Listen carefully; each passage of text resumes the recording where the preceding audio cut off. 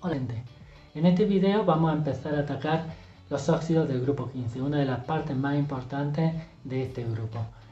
Los óxidos del grupo 15 son muy variados, tenemos muchos muy importantes con impacto tanto biológico como ambiental, como en multitud de aplicaciones que vamos a ver detalladamente. Esto se debe, por ejemplo, a que el nitrógeno, que es el elemento que vamos a ver hoy, se puede combinar en una gran variedad de estados de oxidación y para enlazarse con el oxígeno se enlaza consigo mismo, tiene enlaces nitrógeno-nitrógeno, forma radicales, lo que haga falta. Entonces da lugar a una química que es muy variada. Bueno, como siempre, si tienen alguna duda o comentario lo pueden dejar aquí o en Moodle. Y bueno, vamos a empezar ya con los óxidos del nitrógeno.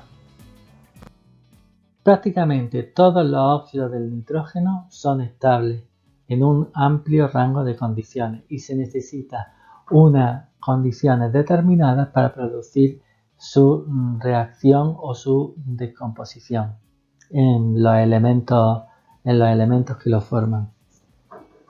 Esto se contradice un poco con lo que se observa, por ejemplo, en la tabla de la izquierda, donde vemos que las entalpías de formación son positivas, excepto para los más altos estados de oxidación. Sin embargo, hay que tener en cuenta que no solamente hay factores termodinámicos en la estabilidad, sino que hay que tener también atender también a cuestiones cinéticas. Y esto es lo que permite que todos estos óxidos que tenemos incluidos en la tabla sean estables.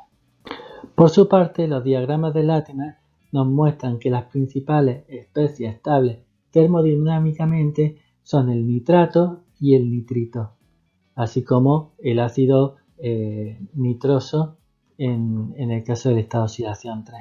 Todos los demás estados de oxidación se ven afectados o bien tienen tendencia, sería más propio decir, por reacciones de desproporción.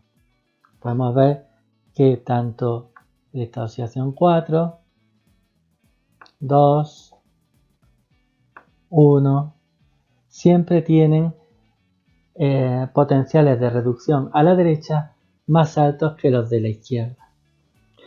No obstante, como les decía antes, todos estos óxidos son estables por las cuestiones cinéticas que anteriormente les mostraba. Vemos también que hay algunos óxidos bastante oxidantes, especialmente en medio ácido. Les pido que tengan presentes estos diagramas de Latimer ahora que vamos a hacer una discusión extensa de cada uno de los óxidos oxoácidos que presenten nitrógeno. El primer óxido que vamos a ver es el óxido nitroso o monóxido de dinitrógeno. Es un óxido en el que el estado de oxidación del nitrógeno es 1. Tiene dos formas resonantes, se puede describir como dos formas resonantes. Una en la que en ambas tiene el nitrógeno central tiene una carga positiva, mientras que los átomos terminales, nitrógeno y oxígeno, se van alternando en la carga negativa. Cabe esperar que la forma de la izquierda tenga mayor peso debido a que la carga negativa se asienta sobre el átomo más electronegativo. Esta molécula es estable cinéticamente, si bien, como hemos visto en los diagramas de Latimer y las tablas de los óxidos, la tabla de entalpía de formación de los óxidos, no sería estable termodinámicamente frente a la desproporción, ni tampoco frente a la reacción de descomposición en sus átomos constituyentes, en las moléculas de sus átomos constituyentes. No obstante, esta reacción sí se produce a altas temperaturas. Es por eso que se utiliza para la alimentación de los autos, para aumentar su rendimiento. No sé si han visto esas películas en las que activan el nitro y el auto sale disparado y tira para atrás al conductor. Eso es porque esa reacción se puede dar a altas temperaturas. Entonces, mientras que el aire tiene una composición de oxígeno de un 21%, el óxido de dinitrógeno presenta una concentración, cuando se descompone, la mezcla de gases que resulta, tiene una composición de oxígeno más alta y eso alimenta y aumenta el rendimiento del motor. Otra aplicación curiosa de este óxido nitroso o monóxido de nitrógeno es el denominado gas de la risa, que se utilizaba más antiguamente, sobre todo en las consultas de los dentistas, y que todavía sirve para hacer algunos chistes en series de televisión. El óxido es soluble en agua y da lugar al primero de los ácidos de los oxoácidos de nitrógeno, que es el ácido hiponitroso. Pasando al estado de oxidación más 2, tenemos el óxido nítrico o monóxido de nitrógeno. Esta es una molécula diatómica que hemos visto ya en teoría de orbitales moleculares. Tendríamos un diagrama parecido a este, en donde el monóxido de nitrógeno presenta un orbital pi antienlazante con un solo electrón y por lo tanto un electrón desapareado, que le da carácter de radical a esta molécula. Debido a esto tiene reacciones radicalarias muy importantes. Esta molécula es estable por debajo de 1000 grados centígrados, a pesar de lo que pueden ver en las tablas que les mostré en la diapositiva, en una diapositiva anterior. Y esto da a que sea bastante persistente en la atmósfera. Se genera principalmente en reacciones de combustión en los autos o en las fábricas, sobre todo en los generadores de energía, en la usina. Entonces se emite a la atmósfera y ahí empieza a participar de una serie de reacciones con radicales como el peróxido, el dióxido de nitrógeno, por ejemplo, también, el radical hidroxilo, y finalmente en algún momento forma ácido nítrico, dando, por ejemplo, lugar a lluvia ácida. También, por ejemplo, se combina con el ozono, siendo causante en parte de su desaparición. Por otra parte, también debido a un par de orbitales sigma antienlazantes similares a los que vimos para la molécula de monóxido de carbono, que está centrado precisamente en el átomo de nitrógeno, esto le permite actuar como ligando sigma en formación de complejos y al mismo tiempo pi aceptor, debido a los electrones pi antienlazantes que posee.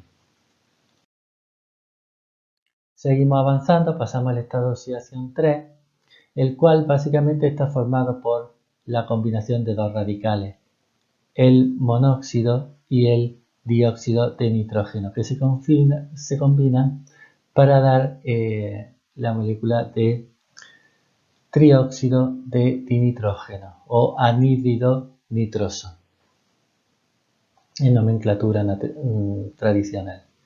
Esta molécula es bastante soluble en agua, dando lugar al ácido nitroso. Este es también un ácido débil y es un oxidante fuerte en medio ácido, dando lugar a diversas especies al final de su proceso de oxidación. Podemos ver en las tablas en los diagramas de Latimer que es un ácido que es inestable frente a la desproporción en medio ácido, siendo un poquito más estable en medio básico. Todas sus sales, debido a la polaridad que presenta la molécula y la capacidad de formación de puentes de hidrógeno, son solubles en agua, salvo excepciones como es el catión plata. En estado de oxidación más 4 tenemos el dióxido de nitrógeno y el tetraóxido de dinitrógeno.